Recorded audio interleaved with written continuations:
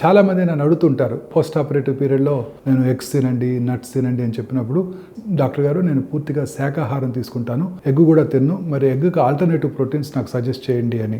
So eggs కంటే ఎక్కువ proteins ఉన్న శాకాహార సూపర్ ఫుడ్స్ ఏంటో ఇవాళ మనం తెలుసుకుందాం. శనగలు మొక్కల ఆధారిత ప్రోటీన్. ఇవి ఫైబర్ మరియు వివిధ విటమిన్స్ మరియు ఖనిజాలను కలిగి ఉంటాయి. సలాడ్స్ లేదా సూప్స్లో దీన్ని చేర్చుకోవచ్చు. పన్నీర్లో కూడా అధిక ప్రోటీన్స్ ఉంటాయి. పన్నీర్ను పచ్చిగా తినవచ్చు లేదా వివిధ వంటకాలు మరియు స్నాక్స్లో ఉపయోగించవచ్చు. సోయా గింజలు, తోఫులో కూడా అధిక ప్రోటీన్ ఉంటుంది. అలాగే ప్రోటీన్స్ ఎక్కువగా ఉంటే బాదం తినటం వల్ల గుండె ఆరోగ్యంగా ఉండడానికి, రక్తంలో చక్కెర స్థాయిలను నిర్వహించడానికి మరియు ఎముకల ఆరోగ్యానికి కూడా ఉపయోగకరంగా ఉంటుంది. ఇక గుమ్మడి గింజలు, ఇవి పవర్ హౌసెస్ ఆఫ్ ఎనర్జీ. ప్రోటీన్స్తో పాటు అసంతృప్త ఫ్యాటీ యాసిడ్స్, విటమిన్స్ మరియు ఖనిజాలను కలిగి ఉంటాయి. ఇవి క్యాన్సర్ వంటి దీర్ఘకాలిక వ్యాధులు వచ్చే ప్రమాదాన్ని కూడా తగ్గిస్తాయి.